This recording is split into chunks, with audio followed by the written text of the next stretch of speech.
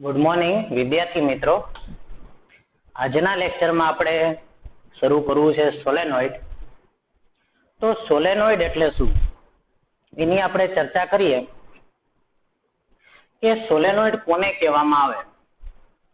તો આપણે અગાઉ અત્યાર સુધીના જે કંઈ ભણી ગયા લેક્ચરની અંદર, ચોથા ચેપ્ટરની અંદર, તો એની અંદર આપણે તારનું ચુંબકીય ક્ષેત્ર ભણી ગયા, રિંગનું ચુંબકીય ક્ષેત્ર ભણી ગયા.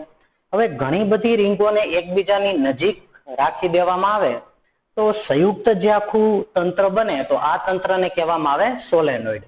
અથવા તો એક તાર હોય અને એ તાર જે છે એને વાળી અને આવી રીતે જો આપણે એ તારને ગોળાકાર શેપમાં વાળી દેવામાં આવે તો એ રચનાને કહેવામાં આવે સોલેનોઇડ. જેમ કે આ રીતે જો તો એમ એક તાર હોય એને હું આવી રીતે વાળી દઉં, પણ આ આટાઓ એકબીજાને અડતા નથી, બરાબર, એકબીજાની પાછળથી પસાર થાય છે એવું તમારે વિચારવાનું.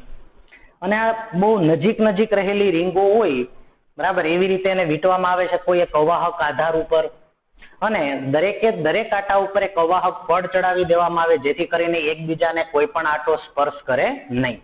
તો આવી જે હેલિકલ રચના બની, જે આખી સ્પાઇરલ રચના બની, આ હેલિકલ રચના, તો આ રચનાને કહેવામાં આવે સોલેનોઇડ.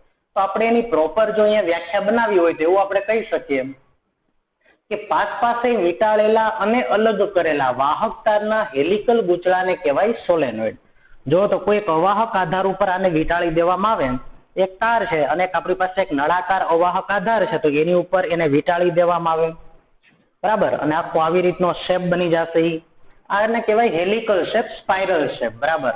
તો આવી જે રચના બની, આ રચનાને કહેવામાં આવે સોલેનોઇડ. તો પાસે વીંટાળેલા અને અલગ કરેલા, જો પાસે વીંટાળેલા અને અલગ કરેલા, એટલે કે એકબીજાને સ્પર્શ કરતા હોવા જોઈએ નહીં, બરાબર. તો એવા જે ગૂંચળું બન્યું હેલિકલ, તો આ ગૂંચળાને કહેવામાં આવે સોલેનોઇડ.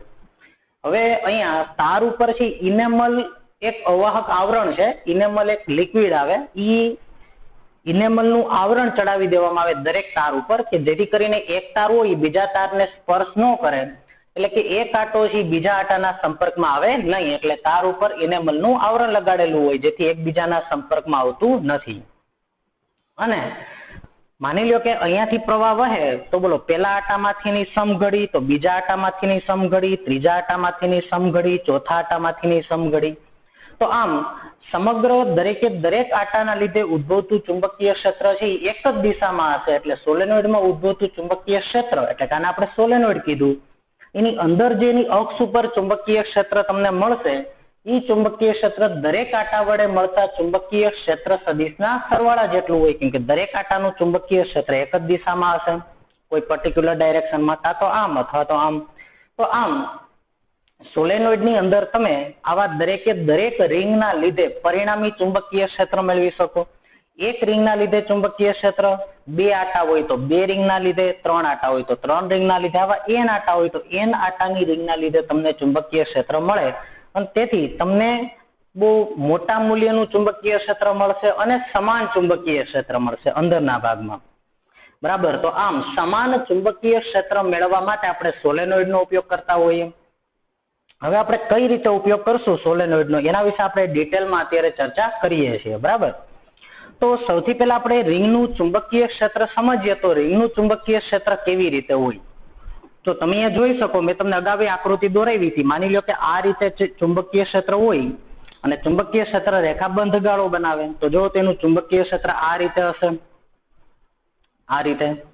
તો જો હું પાસે બે રિંગ અહીંયા દોરીને તમને બતાવું તો તમને ખ્યાલ આવશે કે હવે જો એક રિંગનું ચુંબકીય ક્ષેત્ર આવવું હોય તો ઘણી બધી રીંગો પાસે અહીંયા વીંટેલી પડી છે. તો આપણે માત્ર બે રિંગ માટે વાત કરીએ, એક રિંગ અને એક આ બીજી રિંગ. તો પેલી રિંગનું ચુંબકીય ક્ષેત્ર જો આમ હશે તો બીજી રિંગનું ચુંબકીય ક્ષેત્ર આમ જ હશે, બરાબર. જો હું અહીંયા પાછી આકૃતિ દોરું છું,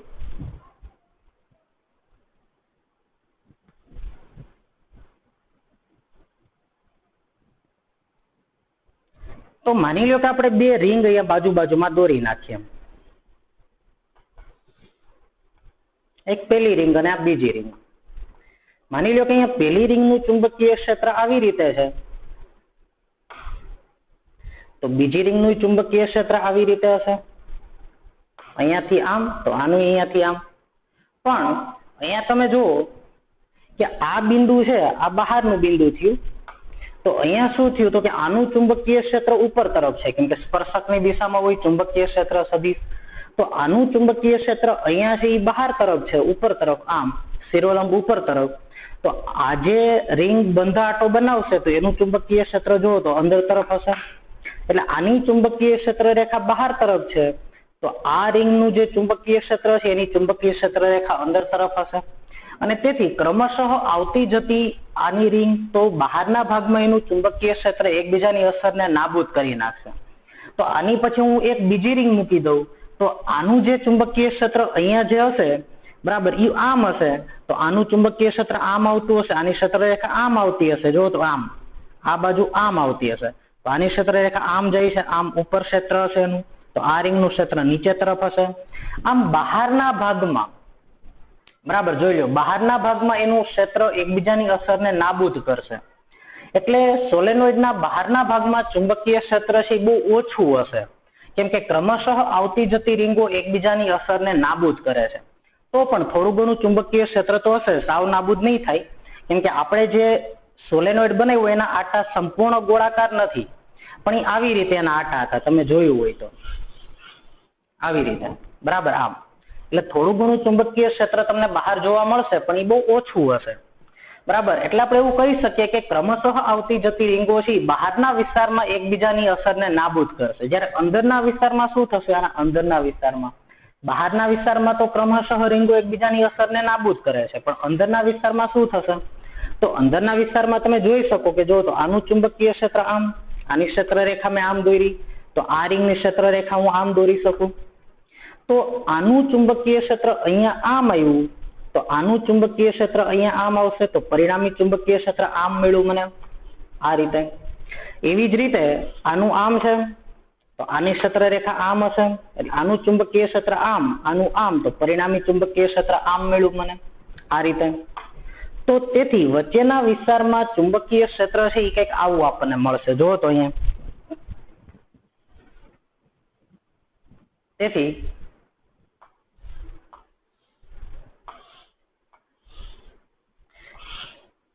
વચ્ચેના વિસ્તારમાં જે ચુંબકીય ક્ષેત્ર છે એ કંઈક આપણને આવું જોવા મળશે બરાબર. અને બહારના વિસ્તારમાં ચુંબકીય ક્ષેત્ર છે એ બહુ ઓછું હશે.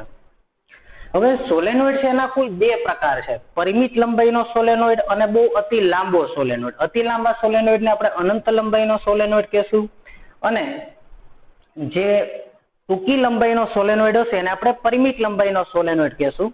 તો ટૂંકી લંબાઈનો સોલેનોઇડ કોને કહેવાય, એટલે કે પરિમિત લંબાઈ કોને કહેવાય, અને અતિ લાંબો સોલેનોઇડ કોને કહેવાય. તો જો તો સોલેનોઇડના અહીંયા કુલ બે પ્રકાર પડશે,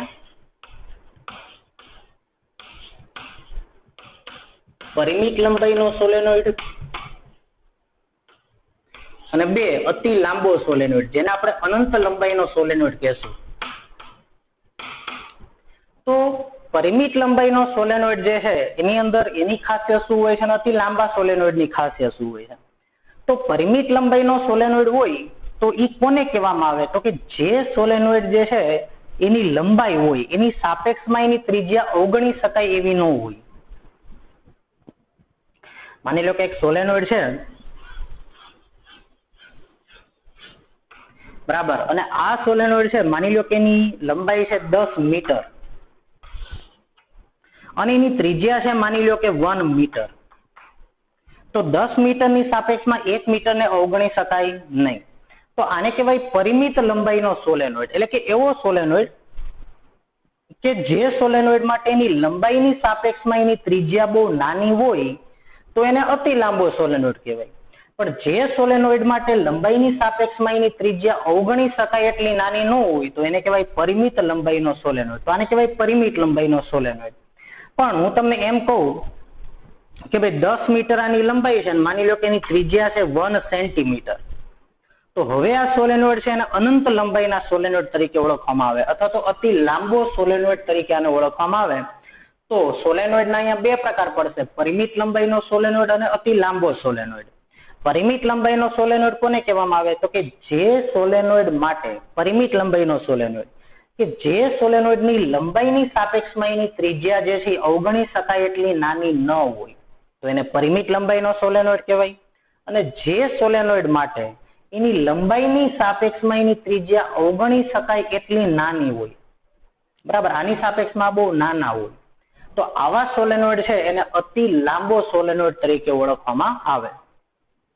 હવે જે અતિ લાંબો સોલેનોઇડ હોય એમાં આટાની સંખ્યા એકદમ નજીક રાખવામાં આવે, બરાબર, અને એકદમ ટાઈટલી બાઉન્ડ કરેલો હોય, ટાઈટલી આટા વીટેલા હોય, એકદમ નજીક આટા વીટેલા હોય.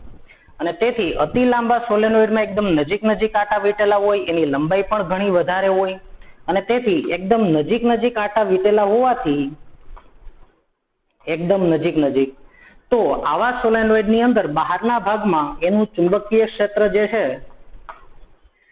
એ એકબીજાની અસરને નાબૂદ કરી દેશે. આનું ચુંબકીય ક્ષેત્ર આમ, આનું આમ. તો અતિ લાંબા સોલેનોઇડ છે એમાં આટાની સંખ્યા, આટાઓ એકદમ નજીક હોય છે અને ટાઈટલી બાઉન્ડ કરેલો હોય.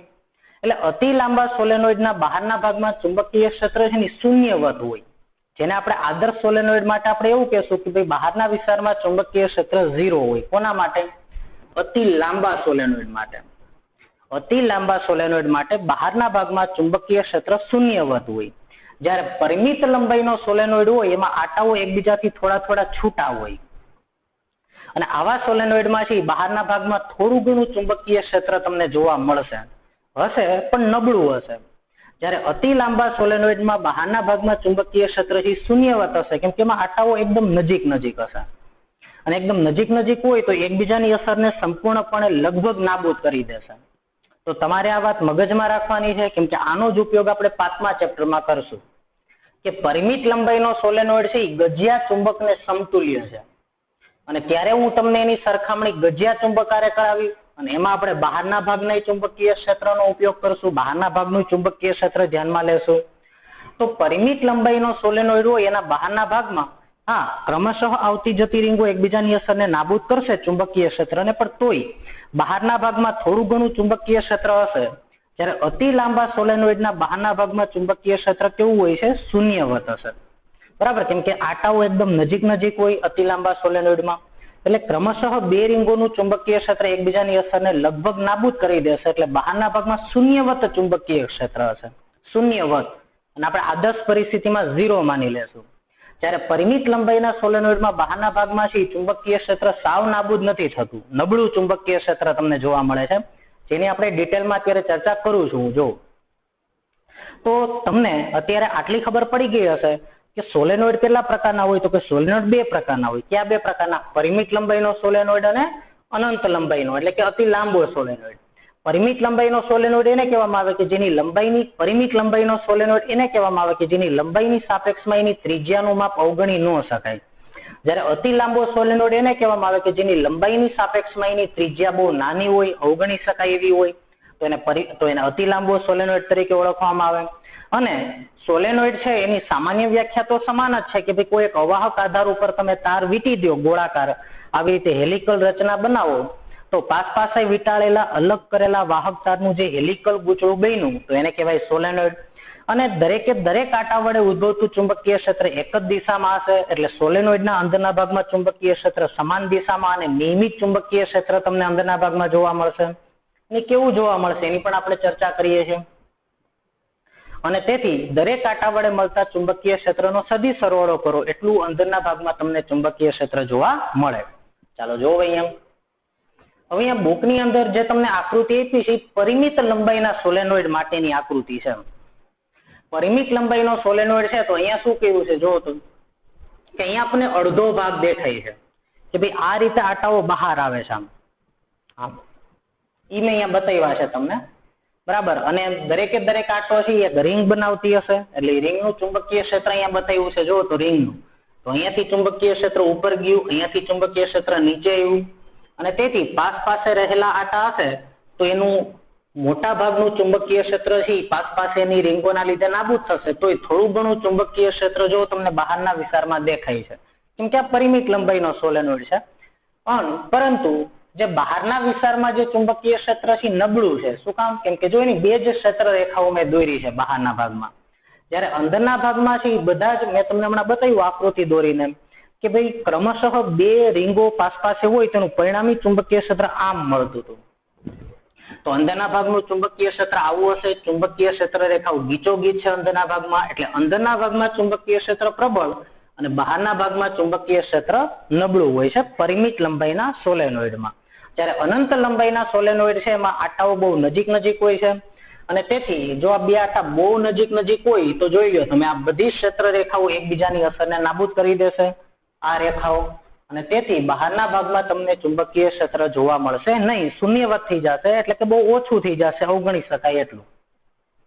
પછી અહીંયા જુઓ તો આ જ આકૃતિને પાછી દોરીને બતાવી છે, એ છે સોલેનોઇડ છે એનો આડછેદ બતાવ્યો છે, આડછેદ વચ્ચેથી કાપી લ્યો, સોલેનોઇડ નળાકાર હોય વચ્ચેથી આમ કાપી લ્યો તો જુઓ તો આ રીતે બરાબર, અહીંયાથી તાર બહાર આવ્યો, અહીંયા દાખલ થયો, અહીંયાથી બહાર આવ્યો, અહીંયા દાખલ થયો, આ રીતની આકૃતિ છે. તો થોડું ઘણું ચુંબકીય ક્ષેત્ર તમને બહાર તરફ આવી રીતે જોવા મળશે, પણ અંદરના ભાગનું ચુંબકીય ક્ષેત્ર પ્રબળ હોય છે. જેમ કે હું અહીંયા બતાવી દઉં પી બિંદુ, તો પી બિંદુ અંદરના ભાગમાં આવેલું છે, તો પી બિંદુ એ ચુંબકીય ક્ષેત્ર પ્રબળ હશે. જ્યારે ક્યુ બિંદુ હું બહારના ભાગમાં બતાવું તો ક્યુ બિંદુ એ ચુંબકીય ક્ષેત્ર નબળું હશે. તો આ પરિમિત લંબાઈના સોલેનોઇડ વિશે આપણે ચર્ચા કરી છે કે એનું ચુંબકીય ક્ષેત્ર અંદરના ભાગમાં કેવું મળે, બહારના ભાગમાં કેવું મળે. તો અંદરના ભાગમાં ચુંબકીય ક્ષેત્ર જોવો તો તમે આ રીતે મળ્યું, બધી જ રીંગોનું ચુંબકીય ક્ષેત્ર, અને બહારના ભાગમાં આ રીતે હશે, એટલે એન્ડ ઉપર તમે જો એન્ડ ઉપર ચુંબકીય ક્ષેત્ર રેખાઓ છૂટી પડી, એટલે કે એન્ડ ઉપર ચુંબકીય ક્ષેત્ર નબળું હશે પણ વચ્ચેના ભાગમાં ચુંબકીય ક્ષેત્ર પ્રબળ છે, બરાબર, અને બધું જ ચુંબકીય ક્ષેત્ર ઈ આ દિશામાં જ છે, કેમ કે દરેક રિંગનું ચુંબકીય ક્ષેત્રનો સરવાળો થશે. તો આ રીતે તમને રિંગનું ચુંબકીય ક્ષેત્ર જોવા મળે, તો આને કહેવાય સોલેનોઇડ, પરિમિત લંબાઈના સોલેનોઇડનું ચુંબકીય ક્ષેત્ર. આની આકૃતિ થઈ જે તમને બુકની અંદર દોરીને આપી છે. તો અહીંયા આકૃતિમાં પરિમિત લંબાઈના સોલેનોઇડનું ચુંબકીય ક્ષેત્ર અહીંયા આકૃતિ સાથે દર્શાવેલું છે. તો સોલેનોઇડના અંદરના ભાગમાં ચુંબકીય ક્ષેત્ર અક્ષને સમાંતર નિયમિત અને પ્રબળ હોય છે. તમે જુઓ તો લગભગ આ બધી જ રેખાઓ એકબીજાને સમાંતર જેવી છે, બરાબર, એન્ડ ઉપર નહીં, પણ તમે આટલા વિસ્તારમાં જોઈ શકો કે આટલા વિસ્તારમાં તો ચુંબકીય ક્ષેત્ર રેખાઓ પેરેલલ જેવી જ છે, અને પ્રબળ ચુંબકીય ક્ષેત્ર કેમ કે ગીચોગીચ છે. તો સોલેનોઇડના અંદરના ભાગમાં ચુંબકીય ક્ષેત્ર અક્ષને સમાંતર નિયમિત અને પ્રબળ હોય છે. જ્યારે બહારના ભાગમાં જુઓ તો ક્ષેત્ર રેખાઓ છૂટી છૂટી, ક્ષેત્ર રેખાની સંખ્યા ઓછી છે, કેમ કે ઘણી બધી ક્ષેત્ર રેખાઓની અસર નાબૂદ થઈ ગઈ છે પાસપાસેની રિંગના લીધે. તો બહારના ભાગમાં પાસપાસેના આટાના ચુંબકીય ક્ષેત્ર પરસ્પર વિરુદ્ધ દિશામાં હોવાથી પરિણામી ચુંબકીય ક્ષેત્ર બહારના ભાગમાં નબળું હોય છે. તો આટલી તમને પરિમિત લંબાઈના સોલેનોઇડ માટે ખબર પડવી જોઈએ. પછી આપણે વાત કરવી છે અનંત લંબાઈના સોલેનોઇડની, અતિ લાંબા સોલેનોઇડની. પણ હું અહીંયા પરિમિત લંબાઈના સોલેનોઇડના અંદરના ભાગમાં જે ચુંબકીય ક્ષેત્ર તમને મળે છે, આ જે અંદરના ભાગનું ચુંબકીય ક્ષેત્ર મળ્યું એનું મેં એક સૂત્ર લખ્યું છે, જો પરિમિત લંબાઈના સોલેનોઇડનું, જે તમારી બુકમાં ક્યાંય લખ્યું નથી, પરંતુ આપણે કોમ્પિટિટિવ એક્ઝામ માટે આ સૂત્ર આપણે યાદ રાખવું પડશે. આ સૂત્ર જેવી રીતે મેં તમને પરિમિત લંબાઈના તારનું ચુંબકીય ક્ષેત્ર સાબિત કરાવ્યું હતું, જે આપણા કોર્સમાં નહોતી થિયરી, એવી રીતે હું તમને આ પણ સાબિત કરાવી શકું, પણ અત્યારે આપણે સાબિત નથી કરતા. અત્યારે તમે સ્વીકારી લો કઈ રીતે. તો પરિમિત લંબાઈનો જે સોલેનોઇડ હોય એનું ચુંબકીય ક્ષેત્ર જો તો આવી રીતે હોય તો સમગ્ર અંદરના ભાગમાં ચુંબકીય ક્ષેત્ર હોય પ્રબળ, પણ અંદરના ભાગમાં ચુંબકીય ક્ષેત્ર દરેક બિંદુએ સમાન હોતું નથી, બરાબર. જો સમાન હોય તો ચુંબકીય ક્ષેત્ર રેખાઓ એકબીજાને સમાંતર જ હોય, એક્ઝેક્ટલી જો આવી રીતે આમ. પણ પરિમિત લંબાઈના સોલેનોઇડ જે છે એની અંદર ચુંબકીય ક્ષેત્રની રેખાઓ તમે જોઈ શકો, દરેક બિંદુ, અહીંયા જો તો ચુંબકીય ક્ષેત્ર નબળું પડ્યું, અહીંયા સ્ટ્રોંગ છે, પાછું નબળું પડતું ગયું, અહીંયા નબળું પડતું ગયું, દરેક બિંદુએ ચુંબકીય ક્ષેત્ર સમાન નથી. અને એનું કારણ છે, જો અહીંયા એનું કારણ એ છે કે માની લો કે કોઈ સોલેનોઇડ હોય એની અંદર કુલ 100 આટા છે, માની લો કે. તો જો સોલેનોઇડની અંદર કુલ 100 આટા હોય, પરિમિત લંબાઈનો સોલેનોઇડ વિચારો, આની અંદર 100 આટા છે, તો મધ્ય બિંદુ એ વિચારો તો 50 આટા આ બાજુ, 50 આટા આ બાજુ.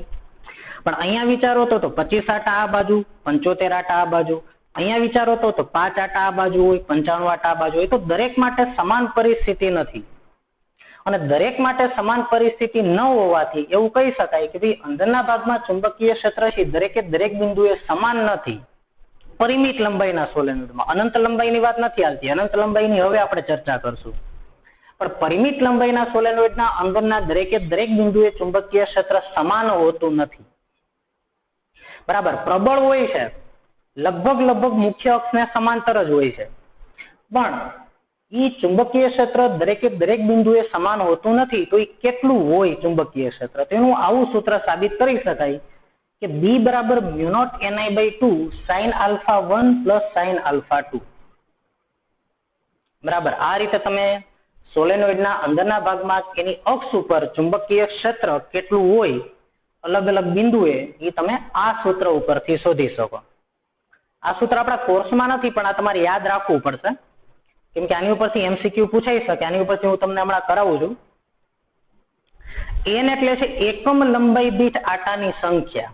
n એટલે શું છે? એકમ લંબાઈ દીઠ આટાની સંખ્યા. માની લો કે આ સોલેનોઇડની લંબાઈ L હોય અને એમાં કુલ n આટા હોય, તો બોલો એકમ લંબાઈ દીઠ આટાની સંખ્યા શું થશે? n/L, કુલ લંબાઈ અને છેદમાં કુલ આટા છેદમાં કુલ લંબાઈ. તો એકમ લંબાઈ દીઠ આટાની સંખ્યા n એટલે I એટલે દરેક આટામાંથી વહેતો પ્રવાહ, u0 એટલે શૂન્યાવકાશની પરમિએબિલિટી, α1 α2 શું છે? તો α1 α2 ઈ જો તો અહીંયા મેં સોલેનોઇડ બતાવ્યો છે, આ સોલેનોઇડ છે, એમાં α1 α2 શું છે? તો માની લો કે મારે આ બિંદુએ ચુંબકીય ક્ષેત્ર શોધવું છે, અક્ષ ઉપરનું આ બિંદુ છે, ત્યાં મારે ચુંબકીય ક્ષેત્ર શોધવું છે પરિમિત લંબાઈના સોલેનોઇડ માટે. તો પરિમિત લંબાઈના સોલેનોઇડના અંદરના ભાગમાં ચુંબકીય ક્ષેત્ર દરેક બિંદુએ સમાન હોતું નથી. અંદરના ભાગમાં, બહારના ભાગમાં નબળું હોય, અંદરના ભાગમાં પ્રબળ હોય, પણ કેટલું અલગ અલગ બિંદુએ અલગ અલગ હશે, કેમ કે ક્ષેત્ર રેખાઓ છે એક્ઝેક્ટલી પેરેલલ નથી અંદરના ભાગમાં. બરાબર, તો અહીંયા મારે ચુંબકીય ક્ષેત્ર શોધવું હોય તો મારે સૌથી પહેલા લંબ દોરી નાખવાનો. અગાઉની જેમ તાર માટે કરતા એમ જ અહીંયા લંબ દોરી નાખો. પહેલા લંબ દોરી નાખો, પછી એ લંબ જે છે જે બિંદુએ ચુંબકીય ક્ષેત્ર શોધવું છે એને અંત્ય બિંદુઓ સાથે જોડી દો. આ બિંદુને તો જો તો લંબ સાથે બે ખૂણા બેના α1 α2, લંબ સાથે કેટલા ખૂણા બેના? બે ખૂણા બેના α1 અને α2. તો આ બંનેનું સાઇન વિધિ, sin α1 પ્લસ sin α2. તો μ0 Ni/2 sin α1 પ્લસ sin α2. તો આવી રીતે એનું ચુંબકીય ક્ષેત્ર મળશે મને. તો આમ જો તો અહીંયા પરિમિત લંબાઈના સોલેનોઇડના અંદરના ભાગમાં કોઈ પણ બિંદુએ તમારીની અક્ષ ઉપરના કોઈ પણ બિંદુએ ચુંબકીય ક્ષેત્ર મેળવવું હોય તો કઈ રીતે મેળવી શકાય? તો ફરી વાર હું અહીંયા સમજાવું. જો તો તમને માની લો કે એક સોલેનોઇડ છે, હું માત્ર એનો શેપ દોરું છું અહીંયા નળાકાર. માની લો કે તમારે આ બિંદુએ ચુંબકીય ક્ષેત્ર શોધવું હોય તો પેલા લંબ દોરી નાખો, એને એના અંત્ય બિંદુ આરે જોડી દો. આ ખૂણાને કહી દો α1, આ ખૂણાને કહી દો α2. તો આ બિંદુએ ચુંબકીય ક્ષેત્ર તમને મળશે B બરાબર μ0 Ni/2 sin α1 પ્લસ sin α2. હવે જો તમે કેવા સવાલ પૂછી શકે, તમને એવું પૂછે કે ભાઈ પરિમિત લંબાઈનો સોલેનોઇડ છે તો એના એન્ડ ઉપર, એના અંત્ય બિંદુએ સોલેનોઇડના છેડે, કાં તો આ છેડે કાં તો આ છેડે ચુંબકીય ક્ષેત્ર કેટલું હોય? તો બોલો, તમારે આ છેડે ચુંબકીય ક્ષેત્ર શોધવું હોય તો સૌથી પહેલા શું કરવાનું કીધું? કે જ્યાં ચુંબકીય ક્ષેત્ર શોધવું હોય ત્યાં પહેલા શું કરવાનું? લંબ દોરી નાખવાનો નળાકારને. આ રીતે એની અક્ષને લંબ દોરી નાખો. બરાબર છે, એને એના અંત્ય બિંદુ આરે જોડી દો. તો પેલું અંત્ય બિંદુ તો અહીંયા જ છે, તો એક ખૂણો 0 થઈ ગયો, અને બીજો ખૂણો છે એને હું માની લ્યો કે આલ્ફા કહી દઉં. તો માની લો કે α1 0 થઈ ગયા અને α2 ને હું આલ્ફા કહી દઉં. તો પરિમિત લંબાઈના સોલેનોઇડના અંત્ય બિંદુએ ચુંબકીય ક્ષેત્ર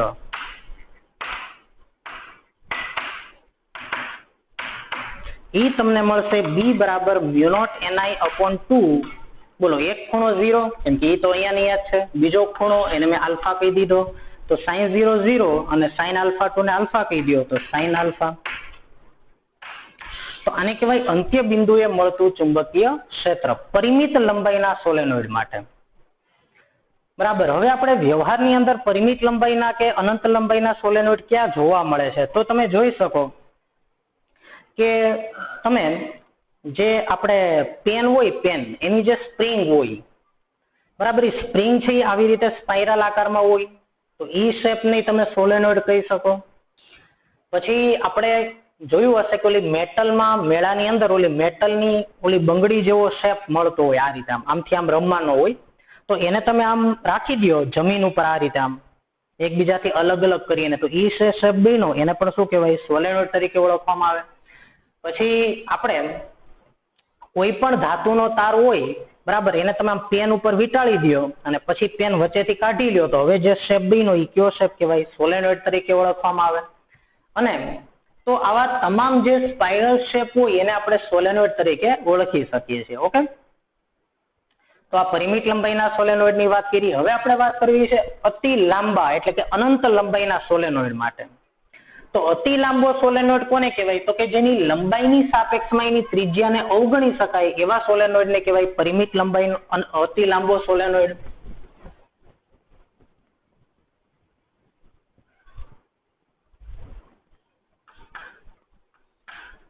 તો અહીંયા આપણે એવું લખી શકીએ કે જે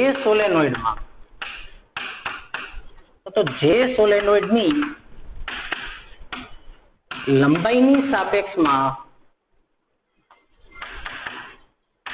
તેની ત્રિજ્યા ઘણી ઓછી હોય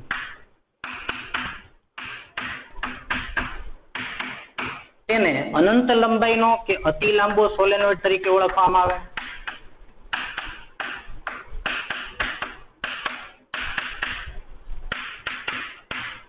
હવે એમાં આટાઓની સંખ્યા એકદમ નજીક હોય છે અને ક્રમશઃ આવતી જતી રીંગો એકબીજાનું ચુંબકીય ક્ષેત્ર છે એ નાબૂદ કરે છે અને તેથી આવા સોલેનોઇડના બહારના ભાગમાં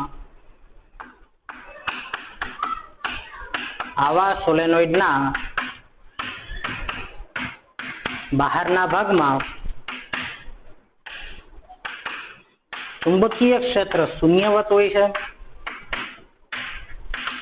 આદર્શ પરિસ્થિતિમાં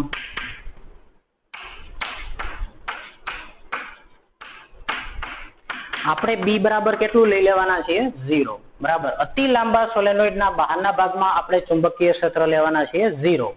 પરિમિત લંબાઈના સોલેનોઇડના બહારના ભાગમાં ચુંબકીય ક્ષેત્ર 0 નથી. જોઈ લો અહીંયા ક્ષેત્ર રેખા દેખાય છે તમને. પણ અતિ લાંબા સોલેનોઇડના બહારના ભાગમાં ચુંબકીય ક્ષેત્ર 0 હોય છે એટલે કે શૂન્યવત હોય છે કેમ કે ક્રમશઃ આવતી જતી રીંગો એકબીજાની અસરને કેન્સલ કરી નાખે છે અને એની ત્રિજ્યાની સરખામણીમાં એની લંબાઈ ઘણી બધી વધારે હોય છે. અને એના અંદરના ભાગમાં ચુંબકીય ક્ષેત્ર છે આની જેમ હોતું નથી. એના અંદરના ભાગમાં ચુંબકીય ક્ષેત્ર નિયમિત હોય છે એટલે કે સમાન ચુંબકીય ક્ષેત્ર મેળવવા માટે અતિ લાંબા સોલેનોઇડનો ઉપયોગ થાય છે. બરાબર. સમાન ચુંબકીય ક્ષેત્ર મેળવવા માટે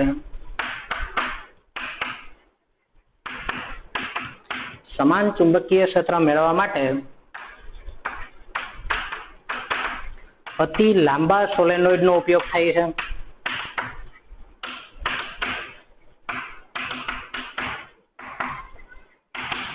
હવે તમને એવું થાય કે ભાઈ અતિ લાંબા સોલેનોઇડના અંદરના ભાગમાં ચુંબકીય ક્ષેત્ર શા માટે સમાન હોય છે? એવું શું કામ? કેમ કે અતિ લાંબા સોલેનોઇડ છે એની આટાઓ છે એકદમ નજીક હોય એટલે બહારના ભાગમાં તો ચુંબકીય ક્ષેત્ર શૂન્યવત જ હોય પણ અંદરના ભાગમાં શા માટે ચુંબકીય ક્ષેત્ર સમાન હોય? જો તો અહીંયા સમાન નથી. બરાબર. એક્ઝેક્ટલી પેરેલલ નથી ક્ષેત્ર રેખાઓ એટલે કે એના અલગ અલગ બિંદુએ ચુંબકીય ક્ષેત્ર અલગ આવશે. જો તો સૂત્ર પ્રમાણે ફેરે રાખશે અલગ બિંદુએ ચુંબકીય ક્ષેત્ર.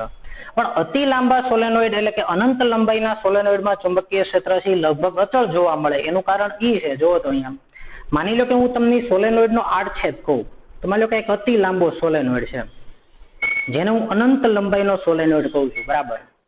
હવે જો હું આને અનંત લંબાઈનો સોલેનોઇડ કહેતો હોય તો આ બાજુનું બિંદુ લઉં તો બોલો સોલેનોઇડ સૈદ્ધાંતિક રીતે તો તમે અનંત લંબાઈનો ધાર્યો તો બોલો એનો આ છેડો અનંત અંતરે આ છેડો અનંત અંતરે હશે તો બે બાજુ આ બાજુ અનંત આટાઓ હશે આ બાજુ અનંત આટાઓ હશે. સૈદ્ધાંતિક રીતે આપણે આવું વિચારી શકીએ. આ અનંત લંબાઈનો સોલેનોઇડ છે તો આ બિંદુનો જો હું વિચાર કરું તો આ બાજુ અનંત આટા આ બાજુ અનંત આટા તો આ બિંદુ માટેની સમમિતિ અને આ બિંદુ માટેની સમમિતિ સમાન હશે. પરિમિત હશે તો શું થાય? માની લો કે અહીંયા 10 આટા અહીંયા 90 આટા તો બે બાજુની પરિસ્થિતિ સમાન ન થઈ. ત્યારે આના માટે અહીં અનંત આટા અહીં અનંત આટા આના માટે સમાન પરિસ્થિતિ થઈ એટલે જેવું ચુંબકીય ક્ષેત્ર અહીંયા એવું ચુંબકીય ક્ષેત્ર અહીંયા, એવું ચુંબકીય ક્ષેત્ર અહીંયા આવશે. દરેકે દરેક બિંદુએ ચુંબકીય ક્ષેત્ર સમાન. અથવા તો આની ઉપરથી બનાવો સૂત્ર. જો તો સોલેનોઇડનું વ્યાપક સૂત્ર છે ચુંબકીય ક્ષેત્રનું. તો બોલો, તો આ બિંદુ માટે હું તમને પૂછું તો કે ભાઈ હાલો અહીંયા, તો કે આ બાજુનો છેડો અનંત અંતરે, હાલો અહીંયા લંબ દોરો, આ છેડો અનંત અંતરે, આ છેડો અનંત અંતરે જોડો, તો અનંત અંતરે જોડો તો અનંત અંતરે જોડવા જશો તો આ ખૂણા લગભગ કેટલા થઈ જશે? 90 ડિગ્રી. તો sin 90 sin 90, તો sin 90 પ્લસ sin 90, 1 પ્લસ 1 2, બે કેન્સલ થઈ ગયા. તો અહીંયા ચુંબકીય ક્ષેત્ર કેટલું આવ્યું? આ સૂત્ર પ્રમાણે μ0 ni. બરાબર. તો આ બિંદુ માટે તો કે આ છેડો અનંત અંતરે, આ છેડો અનંત અંતરે, તો મેં તમને તાર માટે શીખવાડ્યું હતું, તો બે ખૂણા 90 ડિગ્રીના થશે. અને sin 90 sin 90 તો μ0 ni, આના માટે μ0 ni. તો આમ અનંત લંબાઈના સોલેનોઇડ માટે કોઈ પણ બિંદુ માટે એવું માનવામાં આવે છે કે આ બાજુ અનંત અંતર, આ બાજુ અનંત અંતર. તેથી અંદરના દરેકે દરેક બિંદુએ ચુંબકીય ક્ષેત્ર કેવું મળશે? તમને સમાન મળશે. પણ એક્ઝેક્ટલી કેવું હોય એ જો આપણે જોઈએ તો એક્ઝેક્ટલી એનું ચુંબકીય ક્ષેત્ર કંઈક આવું હોય છે. જો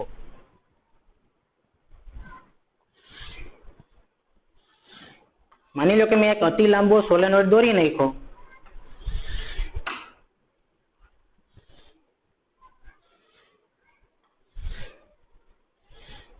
જો તો ચુંબકીય ક્ષેત્ર રેખાઓ એકબીજાને સમાંતર જ છે, પણ છેલ્લે આવીને સેજ આ રીતે થશે.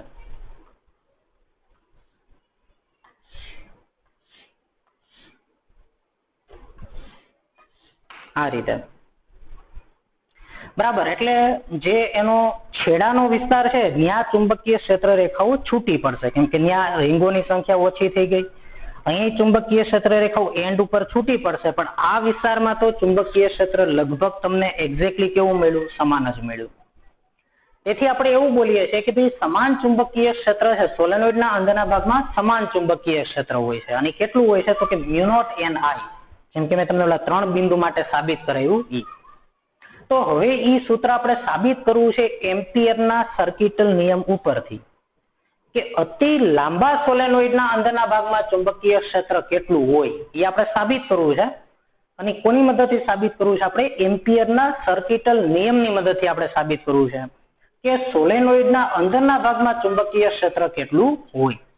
બરાબર. આ સૂત્ર તો આપણે ડાયરેક્ટ લઈ લીધું છે. આ સૂત્ર ઉપરથી નહીં તમે કહી શક્યા કે ભાઈ આ બિંદુનો આ છેડો અનંત અંતરે, અહીં અનંત અંતરે, તો 90 પ્લસ 90 બે ઉડી ગયા μ0 ni. પણ આ જ સૂત્ર, આ સૂત્રની સાબિતી બહુ લેન્ધી છે. બરાબર. પણ એમ્પિયરના સર્કિટલ નિયમ ઉપરથી આપણે બહુ આસાનીથી સાબિત કરી શકશું કે આના અંદરના ભાગમાં ચુંબકીય ક્ષેત્ર μ0 ni હોય. ચલો આપણે સાબિત કરવાનું છે. બરાબર. એ જ આપણો સવાલ છે કે અનંત લંબાઈના અથવા તો અતિ લાંબા સોલેનોઇડના અંદરના ભાગમાં ચુંબકીય ક્ષેત્ર B બરાબર μ0 ni સાબિત કરો. ચલો આપણે સાબિત કરીએ.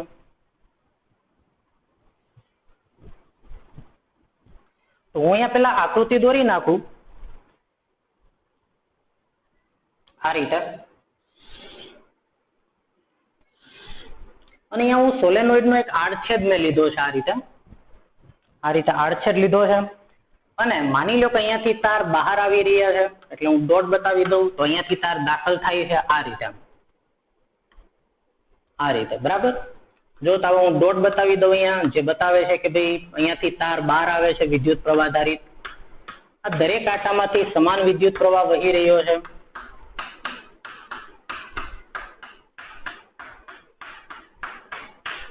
આ રીતે. અને અંદરના ભાગમાં ચુંબકીય ક્ષેત્ર છે નિયમિત હોય છે. અતિ લાંબા સોલેનોઇડના અંદરના ભાગમાં ચુંબકીય ક્ષેત્ર નિયમિત હોય છે. બહારના ભાગમાં આદર્શ પરિસ્થિતિ વિચારીએ તો ચુંબકીય ક્ષેત્ર 0 હોય છે. પરિમિત લંબાઈના સોલેનોઇડના અંદરના ભાગમાં ચુંબકીય ક્ષેત્ર સમાન હોતું નથી, પરંતુ પ્રબળ હોય છે બહારના ભાગ કરતા, અને બહારના ભાગમાં ચુંબકીય ક્ષેત્ર નબળું હોય છે. ચાલો જો તો અહીંયા મેં એક સોલેનોઇડ બતાવી દીધો, અતિ લાંબો સોલેનોઇડ. તમે આને વિચારો, એનો મેં એક આડછેદ બતાવ્યો છે, એનો એક લિમિટેડ પાર્ટ મેં અહીંયા તમને બતાવ્યો છે. હવે આપણે આ સોલેનોઇડના અંદરના ભાગમાં ચુંબકીય ક્ષેત્ર છે એમ્પિયરના સર્કિટલ નિયમ ઉપરથી મેળવવું છે. તો એમ્પિયરના સર્કિટલ નિયમને એપ્લાય કરવા માટે મેં શું સમજાવ્યું હતું? તમારે એક એમ્પિરિયન લૂપ ધારવાની. અને એમ્પિરિયન લૂપ એવી હોવી જોઈએ કે ઈ લૂપ પરના દરેકે દરેક બિંદુએ ચુંબકીય ક્ષેત્ર છે ઈ લૂપ સાથે સ્પર્શકની દિશામાં હોય, કા ઈ આખા લૂપ ઉપર અચળ હોય, કા ચુંબકીય ક્ષેત્ર 0 હોય, કા લંબ રૂપે હોય અને કા ચુંબકીય ક્ષેત્ર નાબૂદ થતું હોય. આપણે એની આટલી શરત હતી એમ્પિરિયન લૂપ પસંદ કરવાની. તો અહીંયા હું એમ્પિરિયન લૂપ આવી રીતે પસંદ કરું છું. જો તો એમ્પિરિયન લૂપ પસંદ કરવા માટે આપણે જે છે એ સ્વતંત્ર હોય એમ તો હું અહીંયા એક ચોરસ એમ્પિરિયન લૂપ લઈ લઉં જેની હું ગણતરી આસાનીથી કરી શકું. અને મારે આ બિંદુએ ચુંબકીય ક્ષેત્ર શોધવું છે, બરાબર, અંદરના ભાગમાં. અને અંદરના ભાગમાં સમાન છે તો જે આ બિંદુએ હશે એ જ દરેકે દરેક બિંદુએ હશે. તો આ બિંદુમાંથી પસાર થાય એવું મેં એક એમ્પિરિયન લૂપ ધારી લીધું ચોરસ, જેની દરેક બાજુની લંબાઈ છે માની લો કે L છે. ચાલો L, બરાબર. શું હતો એમ્પિયરનો સર્કિટલ નિયમ? કે ચુંબકીય ક્ષેત્રનું બંધ વક્ર પરનું એટલે કે એમ્પિરિયન લૂપ ઉપરનું ચુંબકીય ક્ષેત્રનું રેખા સંકલન ઈ મ્યુ નોટ અને ઈ એમ્પિરિયન લૂપમાંથી પસાર થતા પ્રવાહના બેઝિક સરવાળા એટલે કે બેઝિક સરવાળો એનો ગુણાકાર કોની હારે કરવાનો? Mu naught. આવું એનું સૂત્ર હતું. તો હું પેલા B ડોટ dl લખી નાખું. B ડોટ dl કેટલા આવશે? આ એમ્પિરિયન લૂપ જે છે એનું ચુંબકીય ક્ષેત્રનું રેખા સંકલન કેટલું આવશે, અને પછી હું સાદુરૂપ આપીશ મ્યુ નોટ I નું કે ભાઈ એનામાંથી કેટલો પ્રવાહ બહાર આવે છે, અને ઈ બેને હું સરખાવી દઈશ અને પછી હું બેને કરતા બનાવી દઉં તો મને ચુંબકીય ક્ષેત્ર મળી જાય. તો અહીંયા મેં એક એમ્પિરિયન લૂપ ધારી લીધું. હું આને ગમે એ નામ આપી શકું. જો તો ABCD નામ આપી દઉં અથવા તો તમે બુક પ્રમાણે નામ આપી દો તોય ચાલે. હું આને ABCD નામ આપી દઉં અને હું એનું રેખા સંકલન આ દિશામાં કરું છું. જો તો આ રીતે, અહીંયાથી આમ આ રીતે, આ રીતે, બરાબર. તો હું સૌથી પહેલા B ડોટ dl કરું. જો તો મને શું આન્સર મળશે? તો મારે B ડોટ dl એટલે કે ચુંબકીય ક્ષેત્રનું રેખા સંકલન સમગ્ર લૂપ ઉપર કરવા માટે હું એના 4 ભાગમાં એને ડિવાઈડ કરી નાખું. કેમ કે બંધ લૂપ ઉપર ચુંબકીય ક્ષેત્રનું રેખા સંકલન એટલે કે અહીંયાથી શરૂ કરીને પાછું અહીંયા આવવાનું, એને જ બંધ ગાળો કહેવાય. આ બંધ ગાળા પરનું ચુંબકીય ક્ષેત્રનું રેખા સંકલન એને હું આ રીતે લખી શકું. જો તો પેલા A થી B, B dot dl plus B થી C, B dot dl plus C થી D, B dot dl plus D થી A, B dot dl. A થી B, B થી C, C થી D, D થી બધાનો સરવાળો એટલે કે ટોટલ B ડોટ dl થઈ ગયા. ચાલો હવે તમે મને A થી B માટે કરાવો ચુંબકીય ક્ષેત્રનું રેખા સંકલન. તો જો તો અહીંયા કે A થી B તરફ તમે મુસાફરી કરો છો તો L ની દિશા આમ થશે, તમારા સ્થાનાંતરની દિશા થઈ L, અને સોલેનોઇડના અંદરના ભાગમાં ચુંબકીય ક્ષેત્ર આમ છે. જો તો ચુંબકીય ક્ષેત્ર છે ઈ જે આપણો પથ છે એને લંબ રૂપે છે, અને અહીંયા તો ચુંબકીય ક્ષેત્ર 0 છે, અને અહીંયા ચુંબકીય ક્ષેત્ર આ રીતે છે. તો અહીંયા ચુંબકીય ક્ષેત્ર છે ઈ dl ને લંબ થશે, અને જો લંબ થાય તો હું આમ લખી શકું A થી B, B ડોટ dl બરાબર 0. શું કામ B ડોટ dl બરાબર 0? કેમ કે એનો અડધો ભાગ છે ઈ સોલેનોઇડમાં લીધો છે, અડધો ભાગ બહાર લીધો છે. તો બહારના ભાગમાં તો B 0 થયા અને અડધો ભાગ અંદર છે, પણ અંદરના ભાગમાં પાછું શું છે કે B is perpendicular to dl 90 degree. તો B dl cos 90 0 થઈ ગયા. હાલો હવે C થી B માટે કરાવો. B થી C માટે, B થી C માટે B ડોટ dl કરાવો તો શું આવશે? તો B થી C માટે તો જો તો તમે આમ સ્થાનાંતર કર્યું તો સ્થાનાંતર સદિશ આમ થયો dl અથવા તો L, અને ચુંબકીય ક્ષેત્ર આ દિશામાં બે વચ્ચેનો ખૂણો 0 થયો. ચુંબકીય ક્ષેત્ર અંદરના ભાગમાં અચળ છે તો B અચળ છે, અને B અને dl વચ્ચેનો ખૂણો 0 થયો તો B અચળ હોવાથી B ને બહાર લઈ લ્યો. સંકલનમાં dl, તો સંકલનમાં dl એટલે કે ટોટલ L B થી C સુધી એને હું L કહી દઉં, અને cos 0 કેમ કે B અને L સેમ ડાયરેક્શનમાં છે તો BL આવ્યા. પછી આપણે ચર્ચા કરીએ C થી D માટે. તો જો તો C થી D માટે સમાન પરિસ્થિતિ થઈ. જો તો C થી D B ડોટ dl એના બરાબર 0, કારણ કે સ્થાનાંતર સદિશ છે ઈ ચુંબકીય ક્ષેત્રને લંબ છે તો ઈ 0 થઈ ગયા. અને D થી A તો ત્યાં તો ચુંબકીય ક્ષેત્ર જ નથી, કેમ કે અનંત લંબાઈના સોલેનોઇડના બહારના ભાગમાં ચુંબકીય ક્ષેત્ર 0 હોય તો B 0 તો B dl 0. તો હવે તમે મને કહો તો આ ચારેયનો સરવાળો શું આવ્યો? તો આ ચારેયનો સરવાળો 0 + BL + 0 + 0. તો બોલો B ડોટ dl શું આવ્યા? તો ચુંબકીય ક્ષેત્રનું રેખા સંકલન સમગ્ર રૂપ ઉપર મને મળ્યું BL, બરાબર. અને BL મળ્યું તો હું આમ લખી શકું.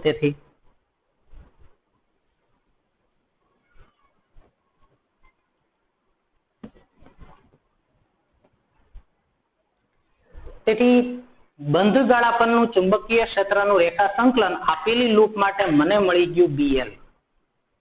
આ ડાબી બાજુનું કામ પૂરું. હવે આપણે મ્યુ નોટ સિગ્મા I કરીએ, એટલે કે આ લૂપમાંથી બહાર આવતો પ્રવાહ.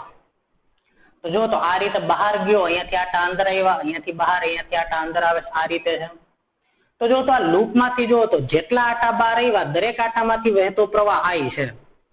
તો માની લો કે આમાંથી 20 આટા બહાર આવ્યા, તો એક આટો બહાર આવ્યો હોય તો આમાંથી બહાર આવતો પ્રવાહ I, બીજો આટો બહાર આવે તો I, ત્રીજો આટો બહાર આવે તો 3I, ચોથો આટો બહાર આવે તો 4I. વ્યાપક રૂપે n આટા બહાર આવ્યા, અને n આટા બહાર આવતા હોય તો કુલ પ્રવાહ કેટલો બહાર આવ્યો લૂપમાંથી એમ કહેવાય NI. જો તો આમાંથી આટાઓ બહાર આવે છે, આપણે આડછેદ દોર્યો છે, અને આડછેદમાંથી એમ્પિરિયન લૂપ વિચાર્યું છે આપણે. તો જો આમાંથી n આટા બહાર આવ્યા, બરાબર. n આટા બહાર આવ્યા તો કુલ NI જેટલો પ્રવાહ બહાર આવ્યો.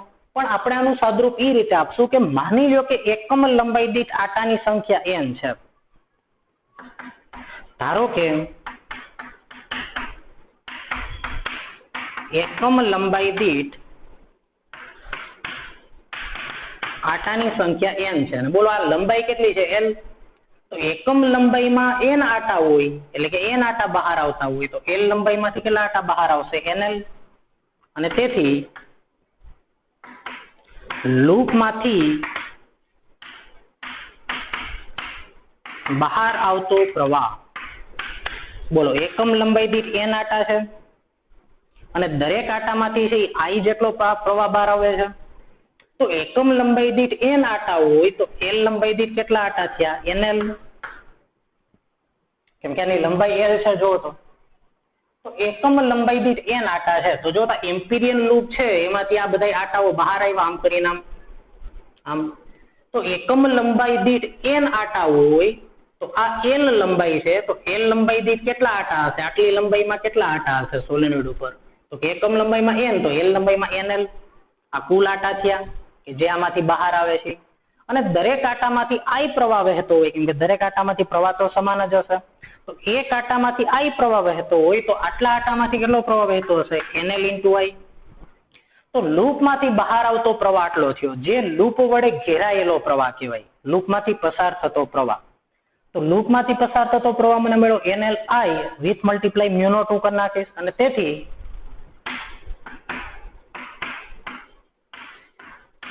એમ્પિયરના સર્કિટલ નિયમ પરથી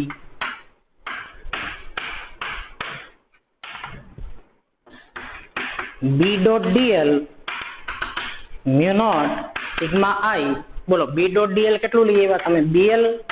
અને મ્યુ નોટ સિગ્મા I કેટલા લઈ આવ્યા? લૂપમાંથી બહાર આવતો પ્રવાહ NL × I. જો તો LL કેન્સલ થઈ ગયા અહીંયાથી, તો B બરાબર આવી ગયા મ્યુ નોટ NI. તો આને કહેવાય અનંત લંબાઈના સોલેનોઇડનું ચુંબકીય ક્ષેત્ર. અંદરના ભાગમાં ચુંબકીય ક્ષેત્ર અચળ છે. જુઓ તમે, મ્યુ નોટ અચળ, દરેક આટામાંથી વહેતો પ્રવાહ અચળ, એકમ લંબાઈ દીઠ આટા અચળ છે. તો આમ અનંત લંબાઈના સોલેનોઇડના અંદરના ભાગમાં ચુંબકીય ક્ષેત્ર સમાન હોય છે. પરિમિત લંબાઈના સોલેનોઇડના અંદરના ભાગમાં ચુંબકીય ક્ષેત્ર સમાન હોતું નથી, અલગ અલગ બિંદુએ અલગ અલગ હોય. એનું આપણે સૂત્ર પણ લખ્યું. પછી અનંત લંબાઈના સોલેનોઇડના બહારના ભાગમાં ચુંબકીય ક્ષેત્ર શૂન્યવત હોય છે, જ્યારે પરિમિત લંબાઈના સોલેનોઇડના બહારના ભાગમાં ચુંબકીય ક્ષેત્ર નબળું હોય છે, પણ શૂન્યવત હોતું નથી. ઓકે, ચલો હવે અહીંયા તમે આ જે સૂત્ર સાબિત કર્યું, આમાં આપણે થોડુંક વધારે હું તમને સમજાવું, જે આપણી બુકમાં નથી, પણ તમે અહીંયા સમજો. જો આપણે કોઈ પણ સોલેનોઇડ, મેં જે તમને સોલેનોઇડનું સૂત્ર સાબિત કરાવ્યું એ વ્યાપક સૂત્ર હતું સોલેનોઇડ માટેનું. પરિમિત સોલેનોઇડ માટે લાગુ પડે, અનંત લંબાઈના સોલેનોઇડ માટે લાગુ પડે. અને એ જ સૂત્ર ઉપરથી આપણે, મેં તમને પહેલા સૂત્ર સાબિત કરાવી દીધું હતું ઓલા સૂત્ર ઉપરથી કે મ્યુ નોટ NI આવશે. એ સૂત્ર પરિમિત અને અનંત બે માટે લાગુ પડશે, બરાબર. તો એ સૂત્ર ઉપરથી મેં તમને અહીંયા કીધું કે એન્ડ ઉપર ચુંબકીય ક્ષેત્ર થોડું ઘણું ચેન્જીસ આવશે અહીંયા, બરાબર.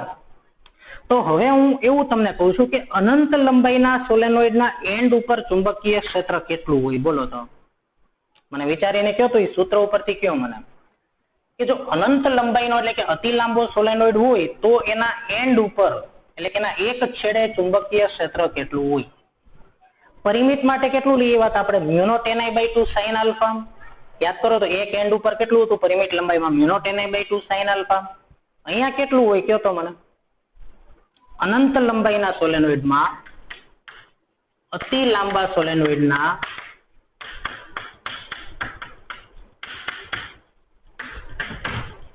એક છેડે ચુંબકીય ક્ષેત્ર કેટલું? ચલો મેળવીએ. આપણું સૂત્ર શું હતું વ્યાપક રૂપે? બોલો તો B બરાબર μ0ni/2 sin alpha 1 plus sin alpha 2. આ સૂત્ર આપણે સીધું સ્વીકારી લીધું હતું કેમ કે આની સાબિતી પરિમિત લંબાઈના તારની જે બહુ લેન્ધી છે એટલે આ વખતે મેં સાબિત નથી કરાયું, સીધું તમને કીધું સ્વીકારી લ્યો. હવે આમાં શું કરાય તો કે પેલા લંબ દોરાય, તો આ લંબ દોર્યો તો એને શું કરવાનું? બે છેડા હારે જોડી દો. તો બોલો આ છેડો જોડશો તો આ અતિ લાંબો સોલેનોઇડ છે, અનંત લંબાઈનો સોલેનોઇડ છે. તો આ છેડો બહુ દૂર હોવાથી એક ખૂણો 90 બનશે એટલે કે આલ્ફા 1 90 બન્યા sin 90. બરાબર? કેમ કે તાર માટે મેં તમને સમજાવ્યું તો બહુ દૂરનું બિંદુ હોય તો આ ખૂણો 90 બને. અને બીજો ખૂણો તો 0 જ થશે કેમ કે તો આની ઉપર સંપાત થયો. તો એક 0 એક 90 તો આલ્ફા 1 90 અને આલ્ફા 2 0. તો હવે બોલો તો ચુંબકીય ક્ષેત્ર તારના એન્ડ ઉપર કેટલું હશે અતિ લાંબા સોલેનોઇડ માટે? μ0 ni/2 sin 90 અને અહીંયા શું થયું sin 0. તો μ0 ni/2 અને પરિમિત લંબાઈના સોલેનોઇડમાં શું આવ્યું હતું? μ0 ni/2 sin આલ્ફા. પરિમિત લંબાઈના સોલેનોઇડ માટે એન્ડ ઉપર અહીંયા હતું μ0 ni/2. તો હું તમને એમ પૂછું કે ભાઈ આ સોલેનોઇડ છે બરાબર એ અતિ લાંબો સોલેનોઇડ છે. બોલો અહીંયા ચુંબકીય ક્ષેત્ર μ0 ni, અહીંયા μ0 ni, અહીંયા μ0 ni, અહીંયા μ0 ni, અહીંયા μ0 ni/2, અહીંયા μ0 ni/2 એટલે કે એન્ડ ઉપર μ0 ni/2 અને અહીંયા ચુંબકીય ક્ષેત્ર વચ્ચેના ભાગમાં બધી μ0 ni હશે. તો એનો આલેખ કેવો મળશે? જો હું તમને એનો આલેખ પૂછું તો આપણે એના આલેખની જો ચર્ચા કરીએ તો એનો આલેખ કેવો મળવો જોઈએ આપણને?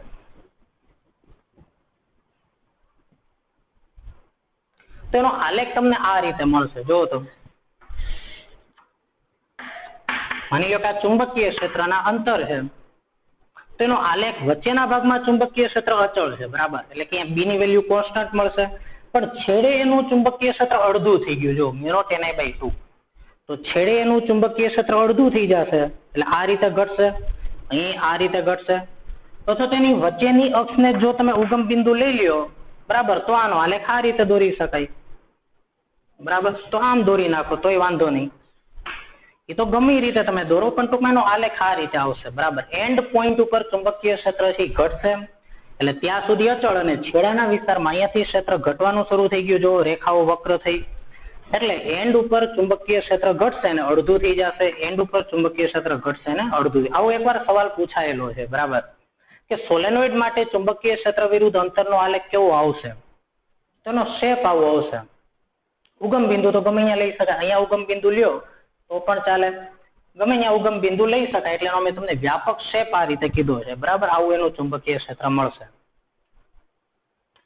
તો હું એવી આશા રાખું કે તમને સોલેનોઇડ વિશે ખબર પડી હશે. સોલેનોઇડની આપણે વ્યાપક રૂપે વાત કરીએ તો સોલેનોઇડ એટલે શું? તો કે કાંઈ નહીં, આ રીતે સ્પાઇરલ રીતે વીટેલો કોઈ પણ ધાતુનો તાર જે એકબીજાના સંપર્કમાં ન આવતો હોય અને જો એની લંબાઈ વધારે હોય ત્રિજ્યાની સાપેક્ષમાં તો અતિ લાંબો, અને જો એની લંબાઈ ત્રિજ્યાની સાપેક્ષમાં બહુ વધારે ન હોય તો એને પરિમિત લંબાઈનો સોલેનોઇડ કહેવાય. પરિમિત લંબાઈના સોલેનોઇડના અંદરના ભાગમાં ચુંબકીય ક્ષેત્ર અચળ હોતું નથી. કેટલું હોય? μ0 ni/2 sin alpha 1 plus sin alpha 2. અનંત લંબાઈના સોલેનોઇડના અંદરના ભાગમાં ચુંબકીય ક્ષેત્ર અચળ હોય μ0 ni. બરાબર? પછી પરિમિત લંબાઈના સોલેનોઇડના બહારના ભાગમાં ચુંબકીય ક્ષેત્ર નબળું હોય છે. અતિ લાંબા સોલેનોઇડના બહારના ભાગમાં ચુંબકીય ક્ષેત્ર શૂન્યવત જેટલું હોય એટલે કે આદર્શ પરિસ્થિતિમાં 0 આપણે લઈ લેશું. હવે આપણે સોલેનોઇડને લઈ અને 2-3 દાખલા ગણીએ જેથી કરીને તમને ખ્યાલ આવે કે આપણે શું કરીએ છીએ. તો તમે સોલેનોઇડ વિશે બધું લખી નાખો સ્ક્રીન પોઝ કરીને. હવે આપણે એને લઈ અને દાખલા શરૂ કરવાના છે.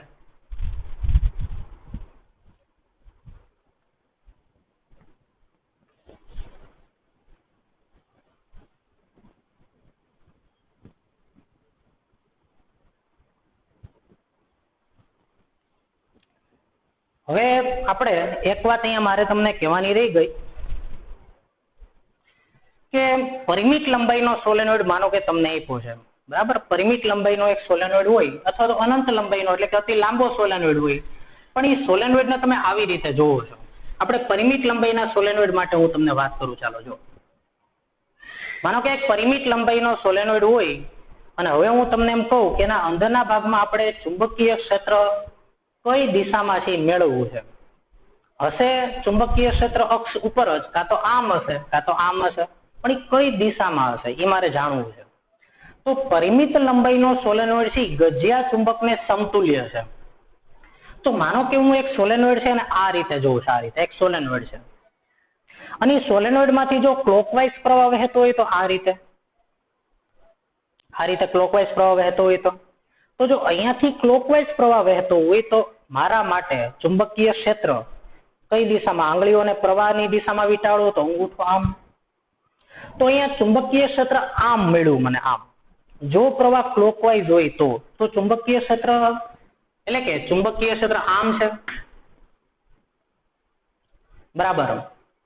અને જો એન્ટી ક્લોકવાઇઝ પ્રવાહ હશે તો આંગળીઓને આમ વીંટાળું તો ચુંબકીય ક્ષેત્ર બહાર થશે. તો એવી રીતે હું એને ગજિયા ચુંબકની હારે સરખાવું તો અહીંયા એન ધ્રુવ, અહીંયા એસ ધ્રુવ. તો એન ધ્રુવમાંથી ક્ષેત્ર રેખાઓ બહાર આવતી હોય અને એસ ધ્રુવમાં દાખલ થતી હોય. તો વિચારો કે જો અહીંયા સમઘડી દિશામાં સોલેનોઇડને મેં આ બાજુથી જોયો અને જો અહીંયા સમઘડી દિશામાં પ્રવાહ વહેતો હોય તો ચુંબકીય ક્ષેત્ર અંદર તરફ, અને ચુંબકીય ક્ષેત્ર અંદર તરફ એનો મતલબ કે બોલો આ છેડો એસ ધ્રુવ તરીકે વર્તે, કેમ કે ચુંબકીય ક્ષેત્ર રેખા એસ ધ્રુવમાં દાખલ થાય અને એન ધ્રુવમાંથી બહાર નીકળે આ રીતે. અને એનાથી ઊંધું કે જો પ્રવાહ વિષમઘડી દિશામાં વહેતો હશે આમ તો અહીંયાથી ચુંબકીય ક્ષેત્ર રેખાઓ બહાર આવતી હશે આ રીતે, અને અહીંયાથી ચુંબકીય ક્ષેત્ર રેખાઓ બહાર આવતી હોય એનો મતલબ કે આ ધ્રુવ એન થયો ને આ ધ્રુવ કયો થયો. તો પરિમિત લંબાઈનો સોલેનોઇડ હોય તો એના અંદરના તમારી તરફનો છેડો એન ધ્રુવ છે કે એસ ધ્રુવ એ કઈ રીતે તમને ખબર પડશે? પરિમિત લંબાઈના એની ખબર પડશે તમારે પ્રવાહની દિશામાં આંગળીઓ વીંટાળો તો અંગૂઠો તમને ચુંબકીય ક્ષેત્ર આપશે, સમઘડી તો અંદર તરફ, વિષમઘડી તો બહાર તરફ. એટલે એનું ચુંબકીય ક્ષેત્ર આમ છે કે આમ હશે એની અક્ષ ઉપર એ તમને ખ્યાલ આવી જશે. ઓકે, ચલો હવે આપણે એના દાખલા શરૂ કરીએ.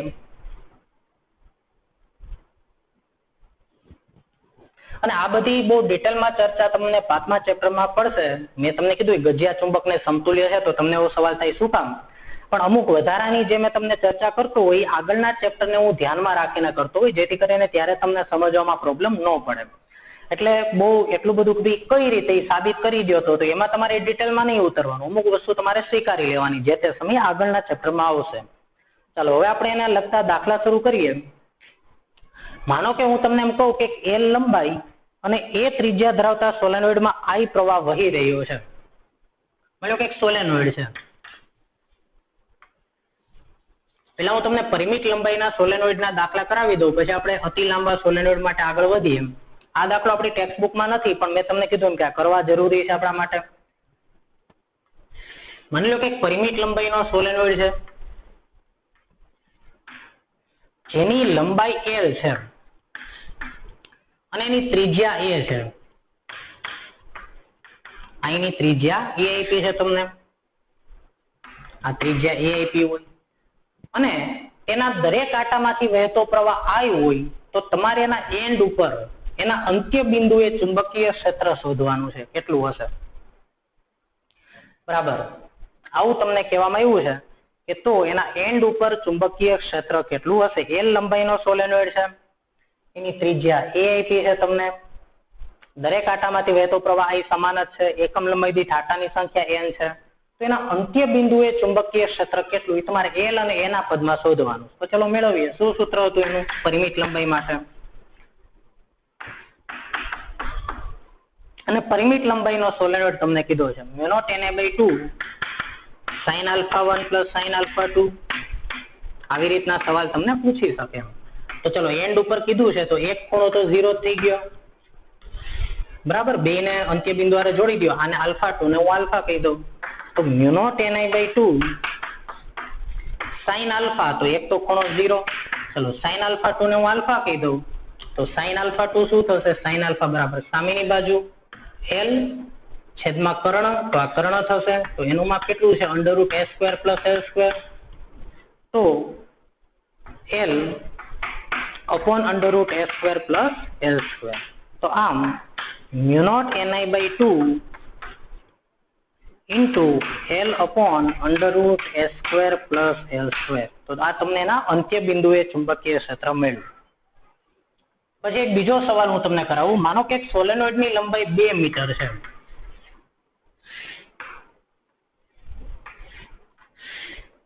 માની લો કે એક સોલેનોઇડ છે, એની લંબાઈ 2 મીટર છે અને એની ત્રિજ્યા માની લો કે 1 મીટર તમને આપી છે. બોલો અનંત લંબાઈનો સોલેનોઇડ કહેવાય કે પરિમિત લંબાઈનો સોલેનોઇડ કહેવાય? લંબાઈ 2 મીટર, ત્રિજ્યા 1 મીટર, એનો મતલબ કે આ ટૂંકો સોલેનોઇડ થયો, પરિમિત લંબાઈનો સોલેનોઇડ થયો. તો તમારે એના મધ્ય બિંદુએ ચુંબકીય ક્ષેત્ર મેળવવાનું છે.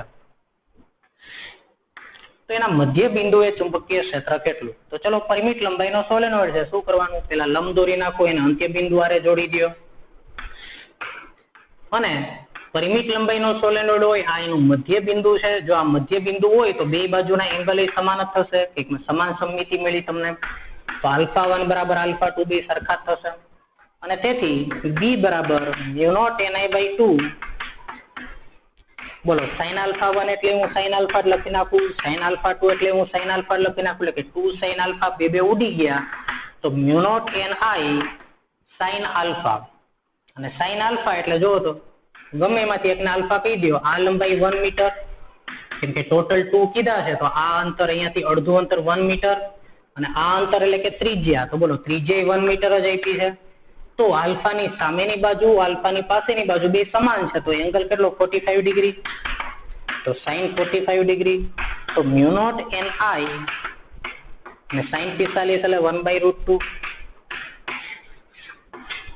તો આવું તમને અહીંયા ચુંબકીય ક્ષેત્ર મળે. તો પરિમિત લંબાઈના સોલેનોઇડને લઈને આવા દાખલા પૂછી શકે કોમ્પિટિટિવ એક્ઝામમાં, તો આપણને આવડવા જોઈએ.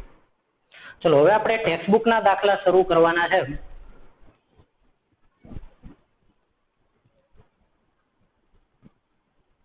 એમાં સૌથી પહેલા આપણે ઉદાહરણ લઈએ.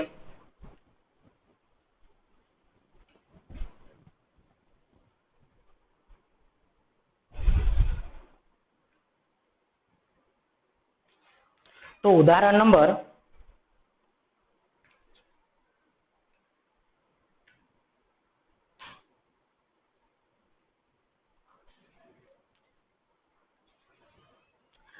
4.9 છે. જો તો ઉદાહરણ નંબર 4.9 માં તમને એવું કીધું છે 1 સેન્ટીમીટર ત્રિજ્યા અને 0.5 મીટર લંબાઈનો સોલેનોઇડ છે, એટલે કે અતિ લાંબો સોલેનોઇડ છે. અને એમાં લંબાઈ તમને 0.5 મીટર આપી છે અને આટાની સંખ્યા એને 500 આપી છે. કુલ આટાની સંખ્યા 500 છે, બરાબર.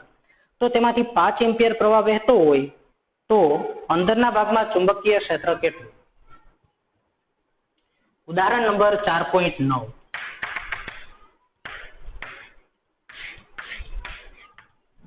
એમાં કુલ આટાની સંખ્યા તમને કીધી છે 500, લંબાઈ તમને 0.5 મીટર એટલે કે 1/2 મીટર આપી છે, અને એમાંથી પ્રવાહ 5 એમ્પિયર વહી રહ્યો છે. તો એના અંદરના ભાગમાં ચુંબકીય ક્ષેત્ર કેટલું? તો ચુંબકીય ક્ષેત્રનું સૂત્ર આવું છે. અનંત લંબાઈના તાર માટે અનંત લંબાઈના સોલેનોઇડ માટે અતિ લાંબા b બરાબર μ0ni. તો μ0 4π, અથવા તો હું પેલા આ રીતે લખું. જો તો μ0 n એટલે શું આવશે? તો કે કુલ લંબાઈ છેદમાં કુલ આટા, એટલે કે એકમ લંબાઈ દીઠ આટા મળી ગયા, વિથ મલ્ટીપ્લાય કરંટ 4π 10⁻⁻7. બોલો તો કુલ આટાની સંખ્યા કેટલી આપી છે તમને? 500. કુલ લંબાઈ આપી છે 1/2, છેદનો છેદ અંશમાં ગયો તો અહીંયા કેટલા થઈ ગયા? 500 ના 1000. અને પ્રવાહ તમને આપ્યો છે અહીંયા 5. તો હવે 5 4 20, 20π ગુણ્યા 10⁻⁴ થઈ ગયા, અથવા તો 2π ગુણ્યા 10⁻³ લખી નાખું, અથવા તો π એટલે 3.14, તો 6.28 ગુણ્યા 10⁻³ ટેસ્લા. આમ અંદરના ભાગમાં તમને ચુંબકીય ક્ષેત્ર મળ્યું 6.28 ગુણ્યા 10⁻³ ટેસ્લા. ચાલો જો આગળ વધીએ.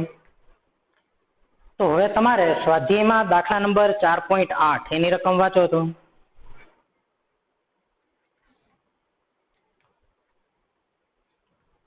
સ્વાધ્યાયમાં દાખલા નંબર 4.8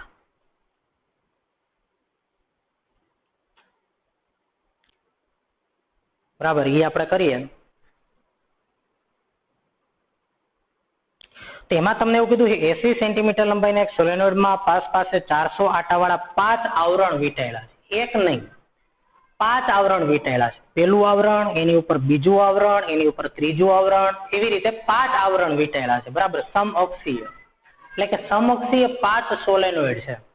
પેલું આવરણ, એની ઉપર બીજું આવરણ, એનાથી ઉપર ત્રીજું આવરણ, આવી રીતે 5 આવરણ વીંટાયેલા છે. અને એમાં 400 આટા પાસે 80 સેન્ટીમીટર લંબાઈમાં કેટલા આટા વીંટી દીધા છે? 400 આટા વીંટાયેલા છે. કુલ 400 આટા છે. અને સોલેનોઇડ નો વ્યાસ 1.8 સેન્ટીમીટર હોય તો 0.9 સેન્ટીમીટર એની ત્રિજ્યા જે અવગણી શકાય એટલી થઈ ગઈ. અને એમાંથી 8 એમ્પિયર પ્રવાહ વહેતો હોય તો કેન્દ્ર પાસે ચુંબકીય ક્ષેત્રનું મૂલ્ય કેટલું? તો ચલો જોવો તો અહીંયા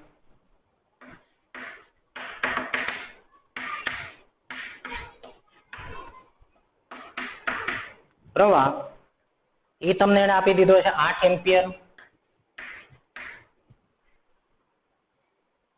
લંબાઈ તમને 80 સેન્ટીમીટર આપી છે.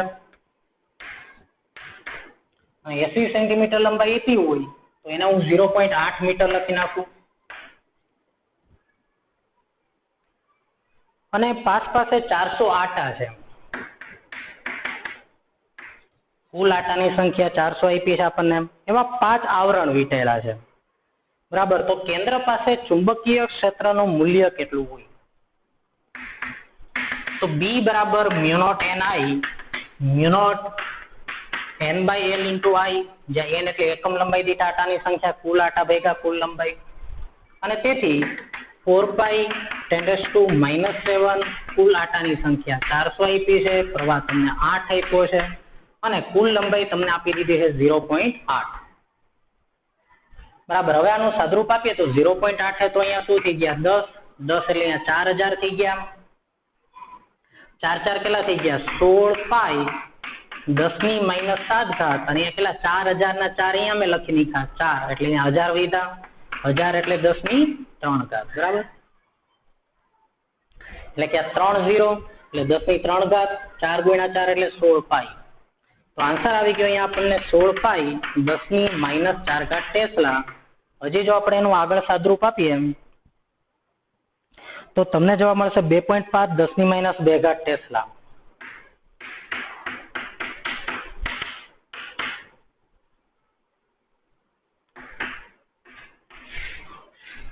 બરાબર,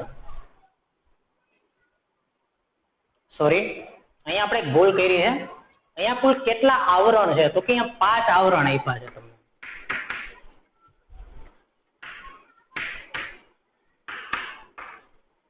5 આવરણ. અને જો એક આવરણ હોય, એક આવરણ, તો એમાં એકમ લંબાઈ દીઠ આટાની સંખ્યા n હોય તો એવા 5 આવરણ હોય તો કેટલા આટા હશે? 5 આવરણ થયા. એટલે એક આવરણમાં એકમ લંબાઈ દીઠ n આટા, બીજા આવરણમાં એકમ લંબાઈ દીઠ n આટા, ત્રીજા આવરણમાં આવા 5 આવરણ હોય તો 20 મલ્ટીપ્લાય અહીંયા મારે શું કરવું પડશે? 5 કરવા પડશે. તેથી અહીંયા હું 20 મલ્ટીપ્લાય 5 કરી નાખું. બરાબર, અહીંયા આપણે લખીએ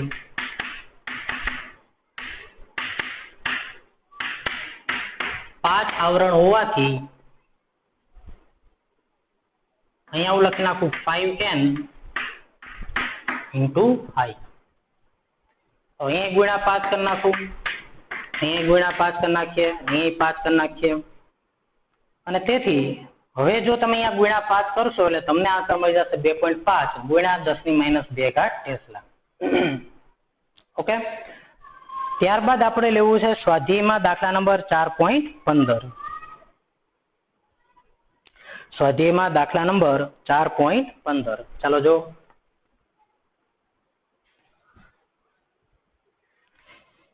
હવે 4.15 જે છે આખો એક્સપેરિમેન્ટ ઉપર આખો દાખલો છે. એમાં તમને એવું કીધું છે કે 10 સેન્ટીમીટર લંબાઈ 10⁻³ મીટર², એટલે બહુ નાનો આડછેદ થયો, એટલે કે અતિ લાંબો સોલેનોઇડ કહેવાય.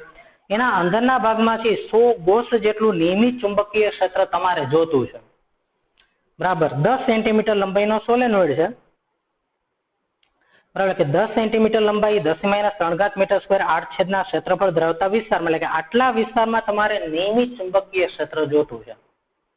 બરાબર. કેટલા વિસ્તારમાં? તો કે 10 સેન્ટીમીટર લંબાઈ અને 10⁻³ મીટર સ્ક્વેર આટલા એરિયાની અંદર, એટલે કે આટલો એક નળાકાર વિસ્તારમાં તમારે કેવું ચુંબકીય ક્ષેત્ર જોતું છે? નિયમિત. તો તમારે આ ચુંબકીય ક્ષેત્ર તમારે ઉત્પન્ન કરવાનું છે. હવે તમને જે એને ગૂંચળું આપ્યું છે એ ગૂંચળાના તારની મહત્તમ વિદ્યુત પ્રવાહ ધારણ ક્ષમતા 15 એમ્પિયર છે. એટલે કે તમારે માની લો કે 10 સેન્ટીમીટર લંબાઈ અને આટલી ત્રિજ્યા, એટલે કે આટલા નળાકાર વિસ્તારમાં નિયમિત ચુંબકીય ક્ષેત્ર જોતું હોય. તમને ખબર છે કે સોલેનોઇડ, અતિ લાંબા સોલેનોઇડની મદદથી નિયમિત ચુંબકીય ક્ષેત્ર મેળવી શકાય. ઓકે, હાલો. તો તમને એવું કહેવામાં આવ્યું કે તમને તાર પણ આપી દીધો છે, એટલે તમે એમાંથી નળાકાર બનાવી નાખશો. જેના અંદરના વિસ્તારમાં નિયમિત ચુંબકીય ક્ષેત્ર હોય, અતિ લાંબો નળાકાર, અતિ લાંબો સોલેનોઇડ બનાવી નાખો. અંદરના ભાગમાં નિયમિત ચુંબકીય ક્ષેત્ર મળી ગયું. 100 ગોસ જેટલું જોઈએ છે તમારે, તો તમે સોલેનોઇડ એનો બનાવી નાખશો. પણ તમને જે તાર આપ્યો છે એ તાર વધુમાં વધુ કેટલો પ્રવાહ ખમી શકશે? નહીંતર ઈ બળી જાય. તો એ કેટલી એની પ્રવાહ ધારણ ક્ષમતા છે? 15 એમ્પિયર. અને તમે એના કેન્દ્રની આસપાસ એકમ લંબાઈ દીઠ વધુમાં વધુ 1000 આટા પ્રતિ મીટર વીંટાળી શકો છો. એટલે કે એના કોર માટે, એટલે કે તમે ઈ જે તમને જે તાર આપ્યો છે, એક અવાહક ઈ જે આવરણ છે, એટલો વિસ્તાર છે જે, બરાબર, એ એક અવાહક આવરણ ઉપર જ્યારે તમે આટા વીંટશો સોલેનોઇડ માટે, તો તમે નજીકમાં નજીક એકમ લંબાઈ દીઠ કેટલા આટા વીંટી શકશો? 1000 આટા વીંટી શકો છો. બરાબર. તમને એવો તાર આપ્યો છે કે જેમાં તમે 1 મીટર લંબાઈ દીઠ વધુમાં વધુ કેટલા આટા વીંટી શકો છો? 1000. એકદમ ફૂલી બાઉન્ડ, ટાઇટલી બાઉન્ડ, એકદમ ટાઇટલી તમે જો બધા આટા વીંટી દેવો તો પણ વધુ તમે કેટલા આટા વીંટી શકો છો? 1000. આ તમારી કેપેસિટી છે. 15 એમ્પિયર વધુમાં વધુ પ્રવાહ પસાર કરી શકો છો. તમારે 100 ગોસ ચુંબકીય ક્ષેત્ર જોતું છે.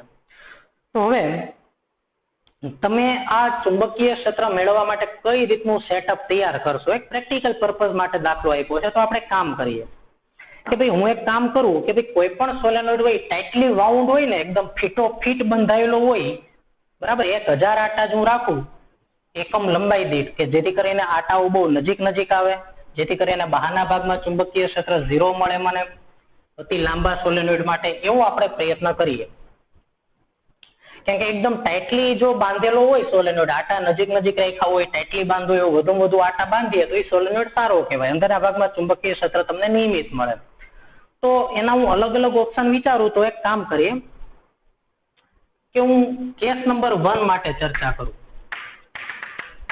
માની લો કે કેસ નંબર 1, એમાં હું શું કરી શકું? મારી પાસે ઘણી બધી સંભાવનાઓ છે. એમાંની હું એક સંભાવના માટે વાત કરું કે આપણું ચુંબકીય ક્ષેત્રનું સૂત્ર છે B = μ0 Ni.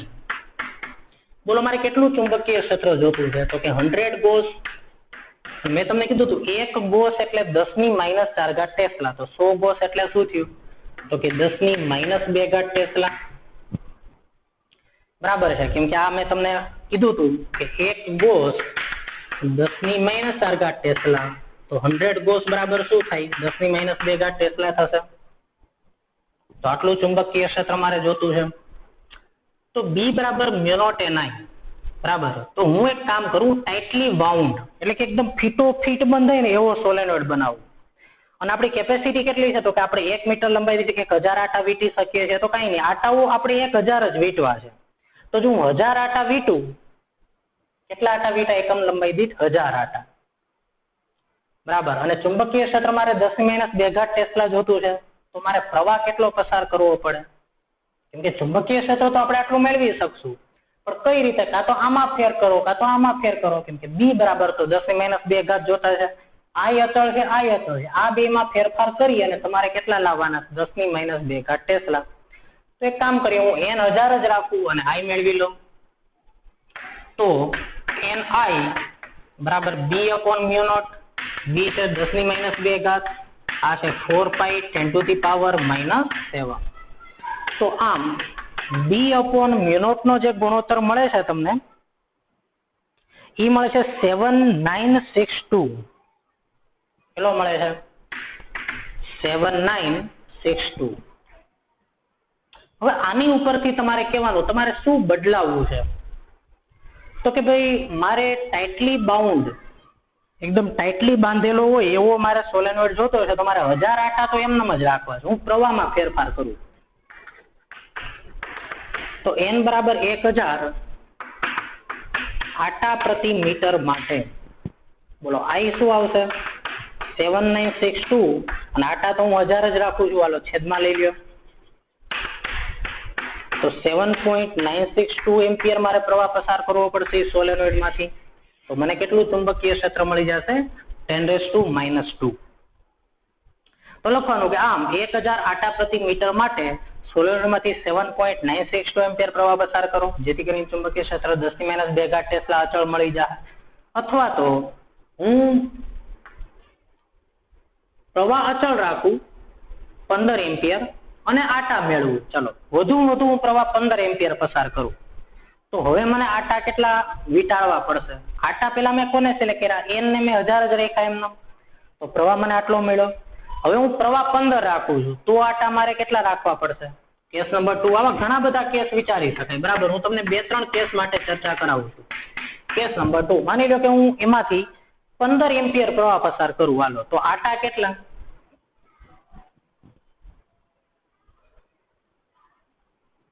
તો માની લો કે I બરાબર 15 એમ્પિયર માટે હવે આટા મેળવીએ. તો અહીંયાથી n ને કરતા બનાવો, તો 7962/15. તો જો તમે આવું કરો તો તમને મળશે 530.7 આટા પ્રતિ મીટર. એટલે કે તમારે આટલું ચુંબકીય ક્ષેત્ર જોતું છે તો તમારે એકમ લંબાઈ દીઠ કેટલા આટા વીટવાના? 530.7 અને કેટલો પ્રવાહ પસાર કરવાનો? 15 એમ્પિયર. તો પણ તમને આટલું ચુંબકીય ક્ષેત્ર મળી જશે. પણ તમને એવો પ્રશ્ન થાય કે ભાઈ તારની મહત્તમ પ્રવાહ ક્ષમતા 15 એમ્પિયર છે, તો આપણે એનાથી ઓછો પ્રવાહ પસાર કરાય જેથી કરીને તાર બળવાની સંભાવના ઘટી જાય. તો કઈ નહીં, એક કામ કરીએ, આપણે 10 એમ્પિયર નો પ્રવાહ પસાર કરીએ, કેમ કે આપણા ઉદ્ગમ માટે પણ 10 એમ્પિયર પ્રવાહ આપણને મળી શકે, આપણા ઘરમાં પણ, કેમ કે આપણા ઘરમાં 10 એમ્પિયર એસી કરંટ આવતો હોય. તો હવે હું અહીંયા I બરાબર 10 એમ્પિયર માટે ચર્ચા કરું. કેસ નંબર 3, બરાબર, કે જે વ્યવહારુ છે આપણા ઘર માટે એ છે 10 એમ્પિયર. તો હું 10 એમ્પિયર માટે મેળવું. તો હવે અમારે એકમ લંબાઈ દીઠ કેટલા આટા વીટાળવા પડે? તો કે 7962 અહીંયાથી, બરાબર. I કેટલા મેં લીધા? 10.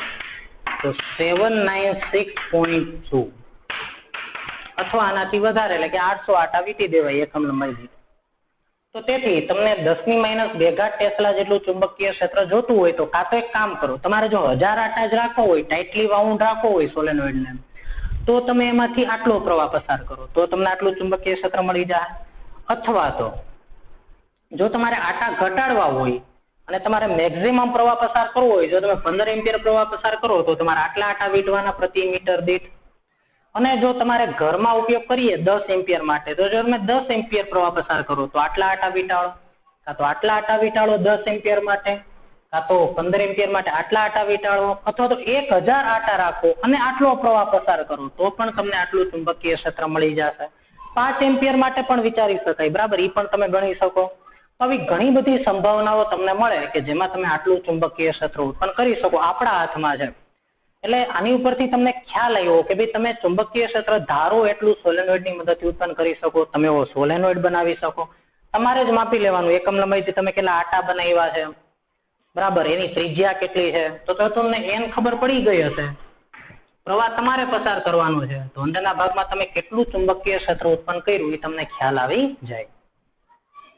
તો આજનો લેક્ચર આપણે હવે પૂરો કરીએ અને આવતા લેક્ચરમાં આપણે શરૂ કરવાનું છે ટોરોઇડ, જે સોલેનોઇડ ઉપરથી જ આપણે ભણી શકીએ ટોરોઇડ, જેના વિશે હવે આપણે આવતા લેક્ચરમાં ચર્ચા કરશું. લખી લેજો આ બધું.